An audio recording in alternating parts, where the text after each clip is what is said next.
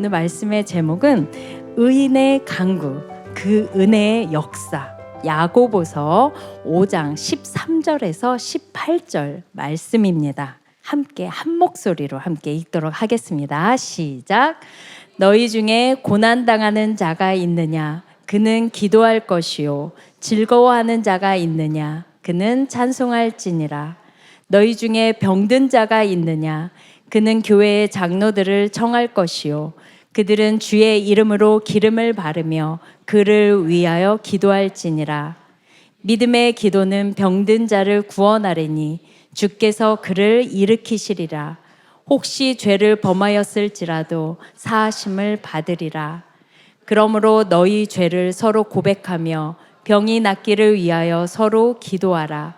의인의 간구는 역사하는 힘이 큼이니라. 엘리야는 우리와 성정이 같은 사람이로되 그가 비가 오지 않기를 간절히 기도한즉 3년 6개월 동안 땅에 비가 오지 아니하고 다시 기도하니 하늘이 비를 주고 땅이 열매를 맺었느니라. 아멘. 잠깐 기도하고 시작하도록 하겠습니다. 사랑해 주님 감사합니다. 오늘도 수요일 이 오전 시간 주님을 사모하는 마음으로 예배 자리에 온 주의 모든 자녀들을 주님 인도하시고 그들이 간구할 때 하늘의 문을 여시고 하나님의 은혜의 역사의 큰 역사를 같이 누리며 나아갈 수 있도록 인도하여 주시옵소서. 이 시간을 허락하시고 이끄시고 인도하실 주님만을 기대하며 살아계신 예수 그리스도의 이름으로 기도드립니다. 아멘. 2023년도가 벌써 8월 중순을 맞이했습니다. 우리가 오늘 제목을 우리 교회 표어를 보면 알다시피 네버엔딩 그레이스, 한없는 은혜. 예. 성도님들은 23년도 얼마나 우리의 삶 속에서 각자의 삶 속에서 은혜의 스토리를 써가고 계십니까? 사실 제가 이렇게 은혜의 이 주제를 가지고 많이 묵상을 하다가 우리가 잘 알고 있는 그 은혜의 찬양에 보면은 내가 지내왔던, 내가 누려왔던 모든 순간이나 시간들이 당연한 것 아니요, 모든 것이 은혜였다라는 그 가사 있지 않습니까? 그 가사가 굉장히 제 마음속에 계속 되뇌어졌던 것 같아요. 사실 우리가 22년도를 한번 살펴보더라도 사실 코로나로 인하여서 아직은 움츠려들었기 때문에 이 예배 현장이 더욱더 자연스럽지 못했고 자유스럽지 못했고, 근데 지금 23년도를 보면은 우리는 정말 기지개를 더 펴듯이 정말 예배의 자리를 사모했고요. 무엇보다 제가 이제 공동체를 담당하고 있는데 개근상이 점점 늘어나고 있어요.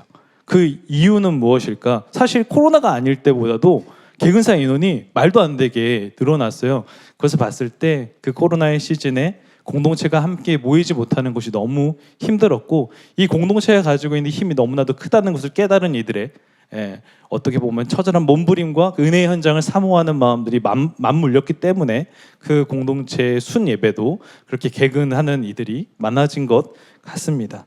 저는 여름의 시즌을 맞이해서 함께 이제 좀 저도 쉼을 취하면서 제가 은혜를 얼마나 누렸나 이런 것들을 한번 고민을 해보니까 참 많았더라고요.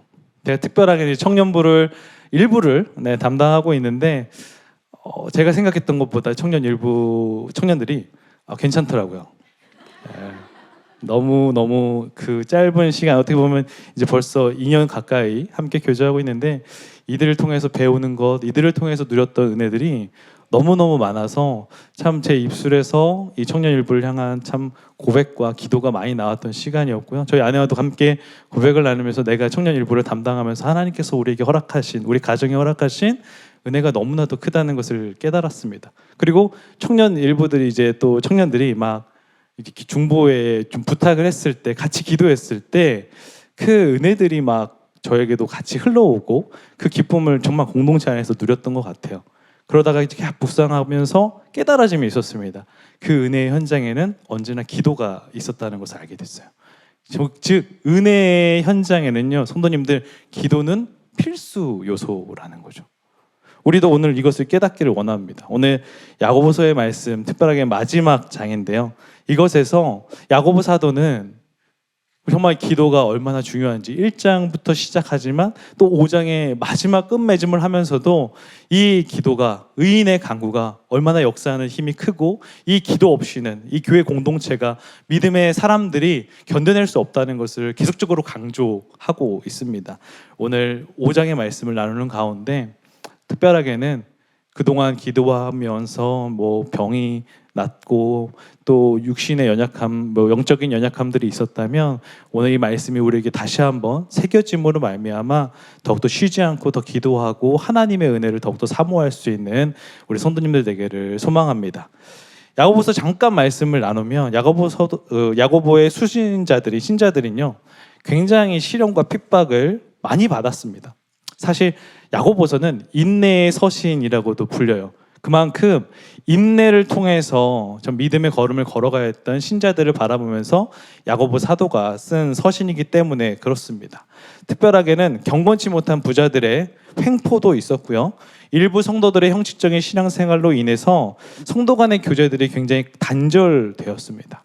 이것을 보았던 야고보는 이들을 또 격려하기도 하지만 이 형식적인 신앙생활이 얼마나 위험한지 그리고 그 안에는 은혜가 없다는 것을 강조하기 위해서 우리의 신앙은 형식적인 것이 아니라 믿음과 행함이 동시에 나와야 되는 것임을 계속적으로 강조해주고 싶었던 것입니다. 특별하게 기도에 대해서도 강조를 했는데요. 1장 5절 말씀을 한번 띄워주실까요? 1장 5절의 말씀을 보면 기도해야 한다. 너희들이 힘겹기 때문에 더 기도해야 한다는데 누구에게 기도하라고 말하고 있습니까?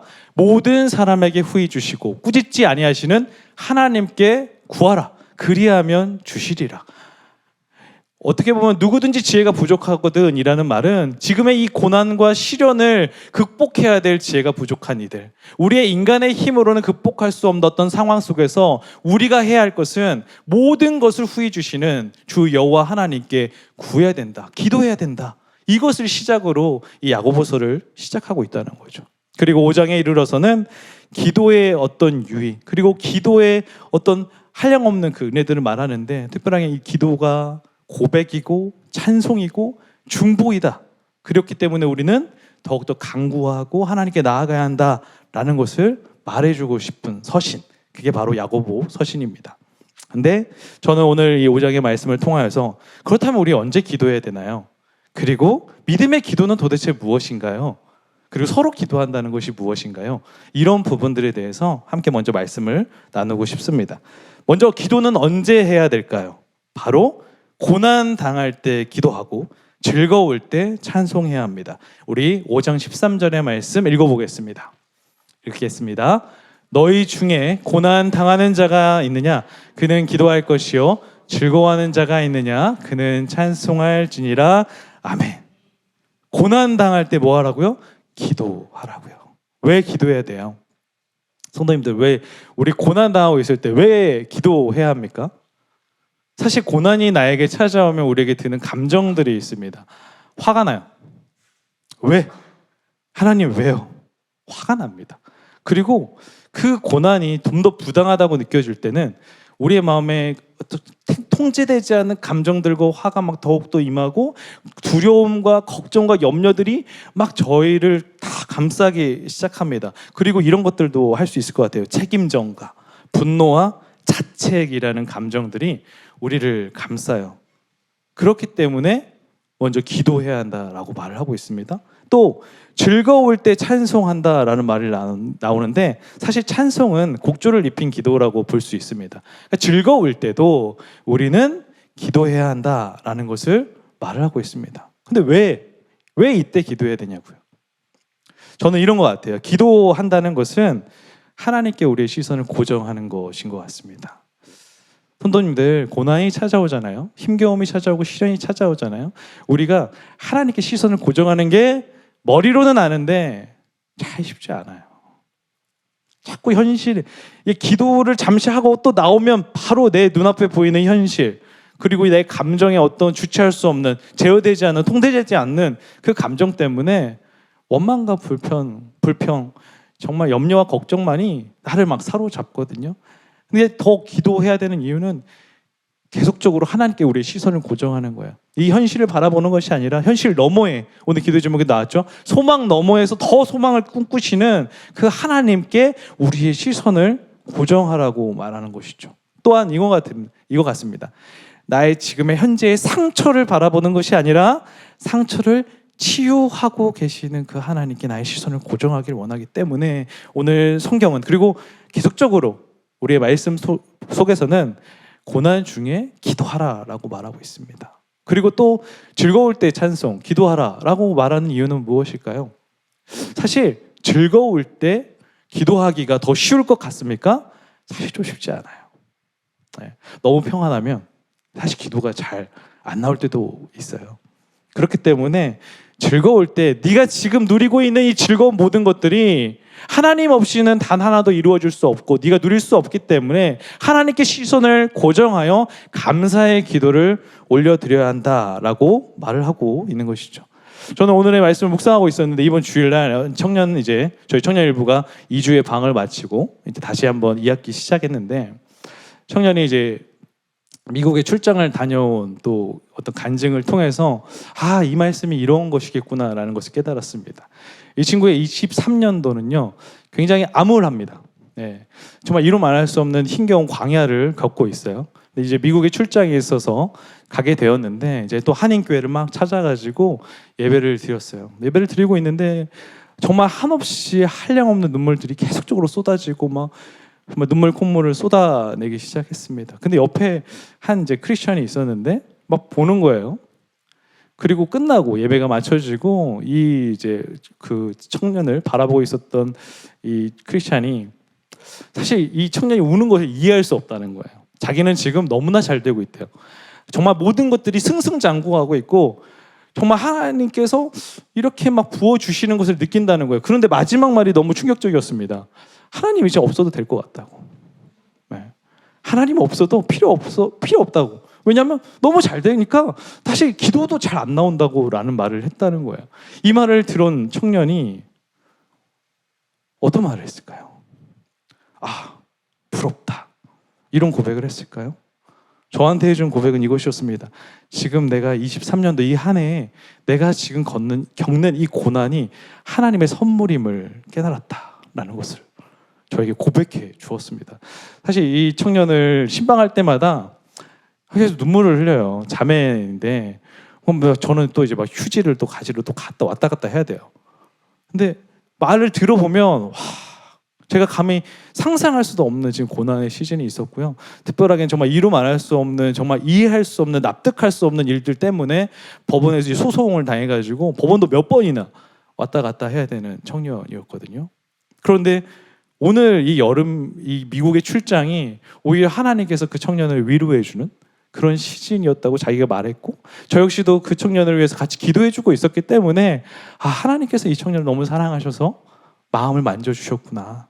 이 고난이라는 시간이 그에게는 선물이라는 것을 깨닫게 해주셨구나. 저는 이것을 알게 되었던 것 같아요. 성도님들, 고난 중에 기도해야 돼요.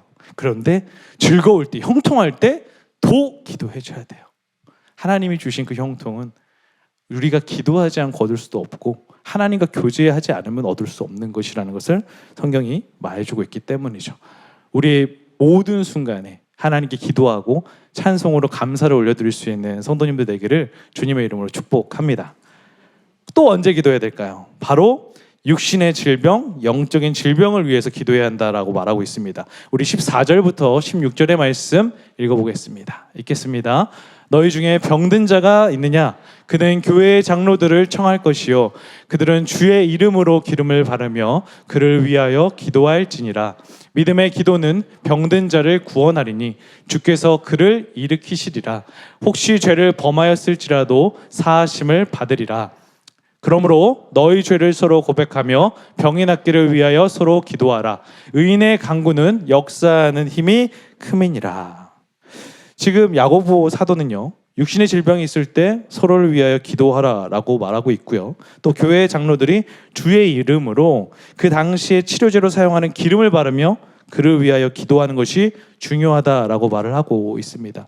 이 말씀은 지금 이 시대로 가져오면은 우리가 좀 육신의 질병을 갖고 있을 때 우리 교회가 무엇을 하죠? 바로 이제 병문안을 하게 되죠.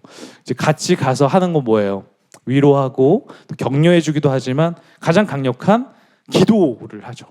기도를 계속적으로 그 육신의 질병을 앓고 있는 성도를 위해서, 믿음의 동역자를 위해서, 믿음의 형제 자매를 위해서 우리가 기도한다라는 것입니다.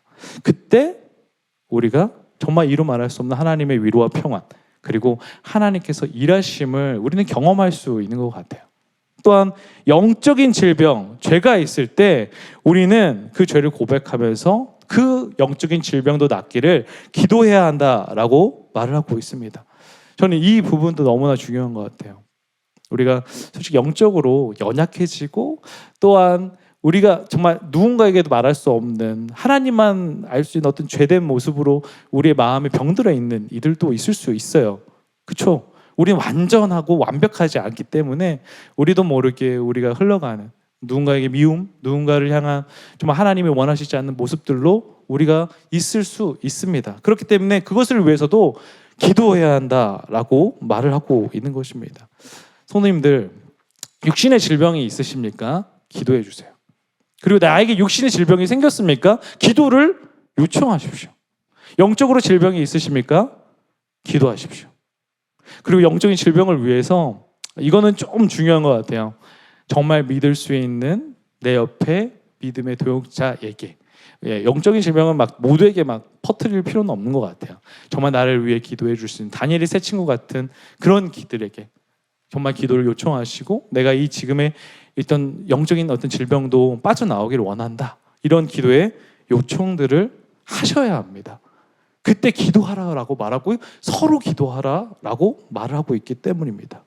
사실 우리의 연약함을 누군가에게 고백하고 또 그 연약함을 위해서 기도를 요청하는 거 사실 쉽지 않습니다. 저도 어려워요. 뭔가 특히 이 목회자라는 저희 직분이 뭔가 저의 연약함을 고백한다는 게 참 어렵게 느껴질 때도 있습니다. 그런데 제가 짧은 연한의 어떤 목회 현장 가운데 결국 내 마음속에만 가지고 있으면 저의 짐이더라고요. 저의 연약함을 고백하고 저의 육신의 질병을 고백하고 저의 가정의 연약함, 기도의 요청들을 했을 때 이루 말할 수 없는 그 중보의 은혜들을 경험했어요. 사실 청년부를 맡게 돼서 그 중보에 같이 함께 초대를 했을 때 제가 작년 이제 연초부터 충북년 일부에 중보기도 팀이 만들어지고 같이 중보 기도를 하면서 은혜를 나누면서 이루 말할 수 없는 은혜들이 저에게 찾아오고 그 기도를 뱉어냈을 때 솔직히 조심스러운 기도의 제목들도 뱉어냈을 때 같이 서로 기도하는 가운데 하나님이 주시는 평안들을 경험이 되어지더라고요. 또 작년 여름 수련회 이제 통해서 그때 마지막에 정말 나에게 좀 목회자를 기도하게 좀 해라. 너희들이 목회자를 귀찮게 해야 된다. 라고 말했는데 진짜 귀찮게 하는 청년들이 생겼어요. 근데 너무나 감사한 것은요. 그 청년들을 위해서 기도하게 된다는 거죠. 어떤 청년들은요. 주기적으로 저를 점검해요. 기도하고 있죠? 근데 그러니까 1년 동안 그 청년을 위해서 기도하게 돼요. 새벽에 자리에 앉으면 자꾸 그 청년의 목소리가 들려요. 기도하고 있죠? 기도하고 있죠? 근데 그 청년과 1년간 그 믿음의 교제를 나누면서 저도 너무 편안하고 너무 좋고 정말 사실 해결되지 않은 아직도 꼬여져 있는 것들은 있어요. 그런데 그 기간을 통해서 하나님께서 그 청년을 이끄시고 그 청년의 몸과 마음을 만지시는 것들을 너무나도 많이 깨달았어요. 지금도 그 청년은 기도에 요청을 했고 주기적으로 또 점검하고 있습니다. 저희가 이것을 통해서 깨달아진 것은 육신의 질병, 영적인 질병 다 고백하고 기도하고 나누라고 말을 하고 있는데 되게 가장 핵심적인 건 14절의 말씀을 보면 그를 위하여 기도하십시오. 그리고 15절에 어떻게 나오신 줄 아십니까? 주께서 그를 일으키실 줄 믿습니다. 이게 핵심인 거예요. 우리가 말해야 되는 이유는요. 그 기도해 주는 사람이 하는 게 아니라 주께서 일으키시는 거예요. 주께서 회복시켜 주시는 거예요. 마음에만 있으면 절대 어떤 일들도 일어나지 않습니다. 이 중보의 공동체를 가진 우리 성도님들답게 육신의 질병, 영적인 질병이 있을 때 기도의 요청을 통해 서로 기도할 수 있는 우리가 되기를 간절히 축복합니다. 그렇다면 이제 좀 더 핵심적으로 나아가면 여기서 15절의 말씀을 보면 믿음의 기도를 하라라고 말하고 있습니다. 도대체 믿음의 기도라는 게 뭐냐? 믿음의 기도라는 게 결국 하나님께서 이루실 그 역사, 힘을 믿으면서 기도하는 건데요. 사실 이 야고보서 1장 5절, 6절이 먼저 그것을 말하고 있습니다. 우리 5절, 6절 말씀 한번 읽어보도록 하겠습니다. 읽겠습니다. 너희 중에 누구든지 지혜가 부족하거든 모든 사람에게 후히 주시고 꾸짖지 아니하시는 하나님께 구하라. 그리하면 주시리라. 오직 믿음으로 구하고 조금도 의심하지 말라. 의심하는 자는 마치 바람에 밀려 요동하는 바다 물결 같으니. 딱 나와 있죠. 오직 믿음으로 구하고 조금도 의심하지 않는 기도, 이것이 믿음의 기도입니다. 하나님께서 반드시 이루어 주신다. 내가 기도했으면 하나님은 이미 일하기 시작하셨고 이미 승리를 선포하셨다. 이 확신에 찬 기도를 믿음의 기도라고 말하고 있습니다. 야고보는 먼저 1장에 그 믿음의 기도의 핵심을 말해 놓은 거예요.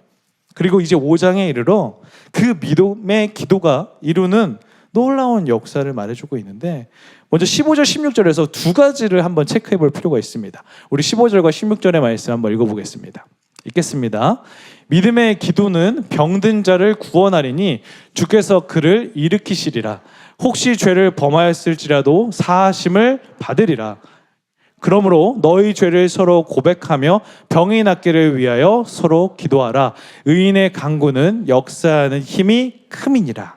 먼저 구원하리니 라는 말을 우리가 한번 볼 필요가 있는데, NIV 성경 말씀을 보면 make well, 건강하게 하다라는 말을 가지고 있습니다. 근데 원어적인 헬라어를 보면 이게 영혼을 구원한다는 의미와 육체적 해방이라는 의미의 구원이라는 의미를 가지고 있습니다. 결국 영육의 회복을 말하고 있는 거예요. 그러니까 지금 이 구원에 대해서 우리가 좀 기억해야 될 것은요, 우리가 기도했는데 육신의 어떤 질병이요 완전히 안 나을 수도 있습니다. 우리가 사도 바울을 보듯이 육체적 가시를 가지고 살아가며 하나님의 살아 역사하심, 하나님의 강함을 선포했던 사람이잖아요. 근데 하나님께서 사실은 이 구원의 의미에서 더 강력하게 두시는 것은 저는 영혼의 구원이라고 봐요. 우리의 마음에 묶였던 것들이 풀리면서 우리 영혼의 해방감, 하나님이 주시는 자유, 그리고 하나님이 주시는 샬롬을 경험하게 되는 거예요. 지금 믿음의 기도가 이루는 것은 육체적인 질병도 낫게 하지만 가장 큰 영혼의 질병까지도 낫게 하는 놀라운 힘을 가졌다라는 것을 지금 말을 해주고 있습니다. 또 의인의 간구라는 말이 나오고 있는데요. 여기서 의인의 간구라는 말을 딱 들으면 성도님들은 어떠실지 모르겠지만 저는 위축돼요. 의인의 간구, 그 의인, 내가 의인이라고 부를만 하나? 내가 좀 의인이라고 불리기 좀 부족하지 않나? 라는 생각. 성도님들은 안 그러신 것 같아요. 전 좀 그랬어요. 의인이라는 말도 내가 의인까지는 좀 아닌 것 같은데 약간 이런 생각. 좀 연약하고 의인의 간구는 그런 놀라운 일을 만들 수 있지만 연약한 나의 기도는 좀 그래도 능력이 좀 부족하지 않을까? 하나님이 내 기도로 뭔가 하나님이 일하시기에는 조금은 내가 부족한 사람이 아닌가? 이런 좀 생각이 들었던 게 사실이에요. 사실 야고보 사도가 있었던 그 시대의 그 교회 성도들도 아마 이런 생각을 했을 겁니다. 의인의 간구? 내가 좀 의인이라기엔 부족하고 나는 여전히 정말 형식적인 신앙생활 가운데 아직도 물들어져 있는 정말 온전한 신앙생활을 하지 못하고 있는데 내 간구가 얼마나 큰 역사를 이루겠어. 이런 좀 걱정, 염려, 그리고 부족함을 막 자책하고 이런 일들이 있을지도 모르겠어요. 그런데 여기서 우리가 말하는 의인이 누구인지를 알아야 돼요. 여기서 말하는 의인은요, 죄가 없는, 결점이 없는 사람이 아니라 그리스도의 십자가로 말미암아 우리가 구원받은 자로서 하나님의 말씀을 따라 살기로 고군분투하고 정말 이 형식적인 신앙이 아니라 하나님과 동행하며 하나님과의 그 사랑을 누리며 이제 하나님의 말씀대로 살아가겠습니다를 고백하는 사람들, 하나님의 자녀, 그게 바로 의인. 그러니까 믿음으로 주님을 고백하고 기도하는 이들이 전부 다 의인이다라고 말을 하고 있어요. 그리고 그 의인에 대해서도 굳이요, 야고보 사도는 한 인물을 데려와서 지금 의인의 간구가 어떤 것인지를 말을 해주고 있는데 바로 엘리야를 가져옵니다. 우리 17절과 18절의 말씀 읽어보도록 하겠습니다. 읽겠습니다. 엘리야는 우리와 성정이 같은 사람이로되 그가 비가 오지 않기를 간절히 기도한즉 3년 6개월 동안 땅에 비가 오지 아니하고 다시 기도하니 하늘이 비를 주고 땅이 열매를 맺었느니라. 아멘. 사실 엘리야를 데려온다? 사실 저는 이해가 좀 안 돼요. 엘리야는 우리가 잘 알다시피 바알과 아세라 선지자 1대 850대의 전투를 이긴 사람이에요. 그리고 사르밧 과부의 죽은 아들을 살린 사람이에요.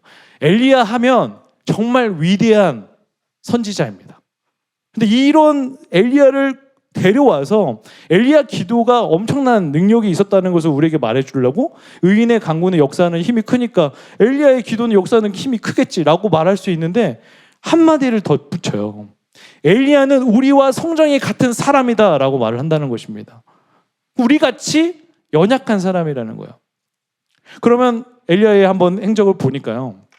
열왕기상 19장을 보면 그 갈멜산에 멋진 전투를 하고 오늘 이 야고보서가 말하고 있는 3년 6개월 만에 비를 내린 이 사람이 19절에 이세벨 여왕의 엘리야 선지자를 죽이겠다는 그 한마디에 정말 이 이스라엘의 땅 끝까지 도망가서 호렙산까지 도망가서 숨어있는 그 연약한 모습을 우리가 볼 수 있지 않습니까? 그러니까 엘리야도요. 피곤을 느끼는 사람이었고 위협 속에 정말 눈물 흘리며 정말 불평하고 원망하는 사람이었고요. 자신의 연약함을 하나님 앞에 내려놓고 기도하지 않을 수 없는 사람이었다는 것을 야고보서라고 말을 하고 있는 것입니다. 그런데 이가 성령이 우리와 같음에도 불구하고 이 엘리야의 기도가 의인의 강구였고 멋진 은혜의 역사를 이룰 수 있었던 이유가 무엇이냐? 바로 믿음의 기도를 드렸던 사람, 하나님을 절대로 의심하지 않고 확신에 찬 기도를 드렸던 사람이라는 것을 말하고 있습니다. 열왕기상 18장에 그 스토리를 말하고 있는데요. 41절부터 46절까지의 말씀이 이 오늘 야고보서 5장 17절에서 18절의 사건이거든요. 근데 우리 42절과 44절의 말씀 한번 읽어보도록 하겠습니다. 읽겠습니다. 아합이 먹고 마시러 올라가니라. 엘리야가 갈멜산 꼭대기로 올라가서 땅에 꿇어 엎드려 그의 얼굴을 무릎 사이에 넣고 그의 사환에게 이르되 올라가 바다 쪽을 바라보라. 그가 올라가 바라보고 말하되 아무것도 없나이다. 이르되 7번까지 다시 가라. 7번째 이르러서는 그가 말하되 바다에서 사람의 손만한 작은 구름이 일어나나이다. 이르되 올라가 아합에게 말하기를 비에 막히지 아니하도록 마차를 갖추고 내려가소서 하라 하니라. 이 비를 내려달라는 기도를 하기 위해서 먼저 엘리야는요 간절히 기도했습니다. 보면은 이 말이 나오지 않습니까? 땅에 꿇어 엎드려 그의 얼굴을 무릎 사이에 넣고, 이 자세 한번 해보세요. 진짜 어렵습니다. 어떻게 얼굴을 무릎 사이에 넣을 수 있는지, 그만큼 처절하게 자신의 연약함을 표현하는, 정말 하나님 앞에 땅에 엎드려 오직 하나님의 능력만을 구하는 간절한 기도를 지금 하고 있는 것이죠. 또 7번 기도합니다. 그 비구름, 손만한 작은 구름이 일어나기까지 엘리야는요 7번 기도해요. 7번. 저는 이 말씀을 묵상하는 가운데 7번만 기도했을까? 사실 완전수의 상징적인 의미인 것 같아요. 만약에 엘리야가 7번 기도했는데 구름이 안 일어났어요. 그럼 엘리야가 기도 멈췄을까요? 그렇지 않거든요. 다시 기도했을 겁니다. 지금 야고보 사도를 입술을 통하여서 하나님께서 이런 말씀하시는 것 같아요. 믿음의 기도란 간절히 끝까지 하나님은 반드시 이루어 주신다. 이 기도를 드렸기 때문에 엘리야는 그 인의 간구로 놀라운 은혜의 역사, 정말 역사는 힘이 크다는 그 정말 말씀대로 놀라운 기적을 경험했던 사람이라는 거죠. 오늘 야고보 사도의 입술을 통하여서 우리들에게 도전하는 겁니다. 엘리야도요 우리와 성장이 같은 사람이에요. 그도 위기 속에 도망갔던 사람이에요. 하나님께 철저하게 원망과 불평을 쏟아냈던 사람이에요. 하나님 도대체 왜 가만히 있냐고 하나님께 따졌던 사람입니다. 그런데 그가 믿음의 기도를 드리니까 놀라운 역사의 은혜의 힘이, 역사의 현장이, 그리고 성경에 기록되는 정말 가장 스펙타클한 일들이 일어났다라고 말을 하고 있는 거예요. 그렇기 때문에 오늘 그 의인의 간구는 저의 기도, 우리 성도님들의 기도인 것입니다. 이렇게 기도하라라고 말을 하고 있어요. 그리고 나서 이 야고보 사도는요, 함께 그 시련을 겪어내고 있는 믿음의 공동체에게 이 정말 그 큰 은혜의 역사를 보기 위해서 어떻게 해야 되는지를 말해주고 있는데요. 바로 서로 기도하라라고 말을 하고 있습니다. 우리 야고보서 5장 16절의 말씀 읽어보도록 하겠습니다. 읽겠습니다. 그러므로 너희 죄를 서로 고백하며 병이 낫기를 위하여 서로 기도하라. 의인의 간구는 역사하는 힘이 큼이니라. 아멘. 서로 기도하라. 저는 서로 기도의 힘을 매우 많이 깨달은 올 한 해였던 것 같습니다. 정말 네버엔딩 그레이스의 이 표어가 저의 삶 속에 너무나도 많이 펼쳐졌던 것 같아요. 정말 이 중보가 사실은 중보 기도를 한다는 게 막 입술로 고백은 해야지만 선생님들께 정말 고백할게요. 저희는 연약한 사람이니까 막 까먹을 때 많아요. 선생님들이 기도 요청을 해도 잠시는 하는데 아까 그 청년처럼 맨날 체크를 하셔야 돼요. 목사님 기도하고 계셔요? 이렇게 체크를 하셔야 돼요.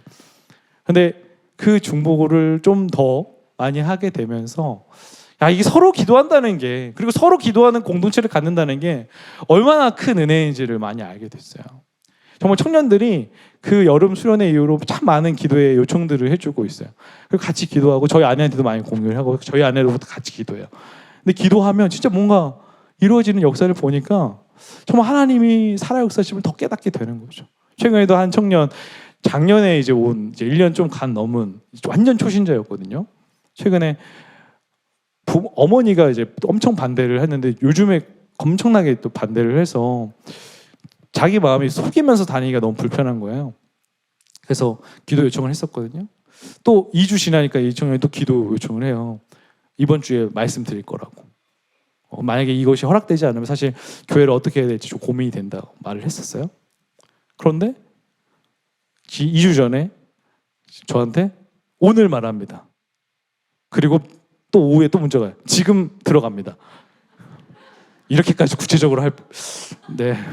근데요, 2시간 뒤에 청년에게 왔어요. 너무나도 수월하게 어머니께서 허락해 주셨습니다. 와, 저는 너무 은혜가 넘치는 거예요.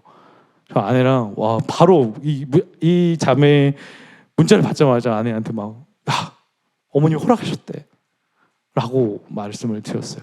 그랬더니 너무 또 아내도 기뻐하면서 같이 이 중보기도의 은혜가 뭔지 아세요? 저의 그냥 깨달음일 수 있겠지만 이 중보기도를 하다 보면요, 이 사람의 기도가 성취될 때 같이 기도한 사람까지 그 은혜를 같이 누리게 되는 거거든요. 이게 기도의 공동체의 힘인 것 같아요. 저는 그것들을 많이 누렸던 한 해였습니다. 성도님들, 올 한 해 여러분들의 은혜의 스토리는 어떻게 진행되고 있습니까? 제가 말씀을 마치면서 마지막 또 저희 청년부에서는 주일날 잠깐 나눴는데 잠깐 말씀을 나누고 싶습니다. 제가 2021년 11월 11일을 계속 기억합니다. 참 저희 가정에 하나님께서 힘겨움을 주셨던 시즌이었어요. 21년 11월 11일이. 그리고 그 11월 11일 날 서울대병원을 갔고, 그때 저희 아이가 10개월 정도 됐을 때였는데 이제 뇌전증이라는 이제 병을 진단을 받게 됩니다. 좀 너무 힘겨웠던 것 같아요. 그날 집으로 오는 발걸음이 결코 쉽지 않았습니다. 저희 아내는 뒤에서 계속 울고 있고, 저희 10개월 된 아이가 뭘 알겠어요. 너무나도 힘겨웠는데 그 좀 지나서 제가 청년 일부를 담당하게 됐다는 소식을 들었습니다. 사실 이제 청년들한테도 고백했지만 별로 기분이 좋지는 않았어요. 왜냐하면 제가 그들이 싫어서가 아니라 제가 앵강당 공동체를 하면서 3년을 이제 같이 코로나 시즌을 뚫고 나오면서 기도로 제가 힘을 많이 받았고 기도의 동역을 너무나도 많이 깨달았기 때문에 이 청년 공동체로 간다는 게 마음이 그렇게 막 제 마음에 엄청 기쁨이 넘쳐나지는 않았던 것 같아요. 왜냐하면 이 청년들이 사실 코로나 시즌에 가장 많이 힘겨웠던 세대였고요. 그리고 사실 자기 앞가림하기도 이 분주한 청년들이 목회자를 위해서 얼마나 기도해 줄 수 있을까? 나는 어떤 기도의 중보자들을 찾아야 되는가라는 고민이 많이 있었어요. 그러면서 저를 위해서 계속 기도해 주는 몇몇의 중보자들한테만 말을 하고, 또 제가 막 이 우리 가정에 일어난 이 연약함들을 막 이리저리 말하고 다니는 것도 사실 목회자로서 굉장히 별로 이렇게 좋은 모습은 아닌 것 같아서 말을 하지 않았습니다. 그리고 청년부와 이제 같이 이제 코로나 시즌에 같이 뚫고 나가면서 되게 이들이 저를 많이 사랑해 준다는 것을 깨닫기 시작했어요. 사실 제가 이제 이 청년들이 힘을 다해 사랑하고 정말 막 끌어주고 이들에게 뭘 줄 수 있을까 많이 고민을 하면서 사랑을 막 준다고 생각을 했는데 사실 이들이 뭘 어떻게 큰 변화를 이룰 수 있을까 막 고민도 많이 됐던 게 사실이에요. 저는 좀 보여지는 것과 다르게 제가 좀 많이 청년들한테 막말도 많이 하고 직설적으로 표현을 이따위로 해가지고 너는 신앙을 이래가지고는 하나님이 널 사랑하지 않아 막 이런 말도 제가 함부로 했던 것도 있었는데 근데 제가 시간을 지나면서 이들이 나를 위해서 기도를 진짜 많이 해주고 있구나. 이들이 내가 더 사랑한다고 생각했는데 이들이 나를 더 사랑하는구나를 깨달았어요. 그래서 여름 이제 리트릿을 준비하면서 욥기를 가지고 준비하다가 그 원고에는 없었는데 둘째 날 마지막 집회를 통해서 제 딸의 이 아이 얘기를 하면서 좀 기도를 부탁을 했습니다. 그리고 그대들도 기대가 있다면 나를 좀 활용해서 같이 우리 중보의 역사를 만들자. 그리고 나서 정말 더 기도를 많이 해주고 서로 피드백이 이루어지면서 이 서로 기도하는 것이 무엇인가를 되게 많이 깨달았게 되거든요. 사실 뭐 한옥 목사님과 사모님 그리고 우리 목사님들도 많이 기도를 해줬지만 이 공동체 안에서 그것들을 누리고 있었어요. 그리고 오늘 23년 6월 27일 날 저희 딸은 다시 뇌파 검사를 받았고요. 중간에도 물론 뇌파 검사가 있었는데 그때마다 결과가 좋지는 않았어요. 근데 6월 27일 날 뇌파 검사를 받았고 23년 7월 3일 그 의사로부터 1년 8개월 만에 처음으로 뇌파가 깨끗하다는 말을 듣게 되었습니다. 사실 이게 끝이 아니에요. 저희가 이 병은 거의 뭐 더 오래 10년 재발도 될 수 있는 병이기 때문에 가야지만 1년 8개월 만에 그 무뚝뚝하고 정말 우리 아내한테 좀 화도 내가지고 제가 의사 선생님한테 한번 따지고도 싶었던 그런 의사 선생님인데 1년 8개월 만에 긍정적인 말을 해주고 저희 딸을 보면서 웃어주셨어요. 제가 그것들 청년들한테 고백하면서 제 마음에 진짜 큰 은혜가 있었던 거예요. 처음 막 여러 의사 선생님들한테 물어봤을 때 완치가 없는 병입니다. 그냥 목사님 감당하셔야 됩니다. 평생 걸리실 수도 있습니다. 이런 말도 들었거든요. 그때마다 무너지는 마음을 주체할 수 없었단 말이에요. 근데 청년들한테 고백하고 그때 기도가 진짜 그 체크하는 청년은 계속 기도한다는 말을 몇 번 하고 지나갈 때마다 저를 위해서 기도해 주는 청년들이 많았고 근데 7월 3일 제가 일기장에 이렇게 써놨어요. 23년 7월 3일 선이라 잊지마 라고 이렇게 써놨는데 그 은혜가 너무 느껴지니까 이 서로 기도하면 하나님이 일하시는구나 라는 것을 많이 느꼈던 것 같습니다. 저는 지금도 너무나 기대가 돼요. 제가 가을 리트릿을 네버엔딩 스토리라고 정했어요. 어떤 은혜의 스토리가 우리 청년들에게 또 저에게 일어날까 이런 기대감을 가지고 준비하고 있습니다. 우리 수요 예배에 참여하는 우리 성도님들 어떠십니까? 여러분들의 은혜의 스토리는 어떻게 되고 있나요? 정말 서로 기도 많이들 하고 계시죠? 네, 제가 체크할 거예요. 기도하십시오. 옆에 있는 이를 위해 기도하십시오. 진짜 의인의 간구는요 역사하는 힘이 커요. 세상 전문가들이 다 안 된다고 했는데 처음 1년 8개월 만에 들은 이 소식은 저희 가정에 큰 기쁨을 주었습니다. 저희 딸을 볼 때마다 하나님의 살아있는 증거가 돼요. 저같이 교만하고 연약한 목회자를 주님께서 깨기 위해서 그 딸을 저에게 주셨다는 생각이 많이 들었어요. 여러분들의 삶 속에 어떤 은혜가 적힐지 모르겠어요. 올 한 해 정말 네버엔딩 그레이스의 삶이 여러분들의 삶 속에서 얼마나 펼쳐질지 모르겠지만 이미 누리고 있으시고 이미 고백되어지고 있고 이미 기도하고 있으시겠죠. 더 기도하시고 더 누리시고 그 은혜의 역사 속에 하나님만을 바라볼 수 있는 우리가 되기를 간절히 소망합니다. 오늘 말씀 제목 은혜 강구 그 은혜의 역사는 지금도 ING입니다. 우리 성도님 삶 속에서 계속 누리시기를 주님의 이름으로 축복합니다. 기도하겠습니다.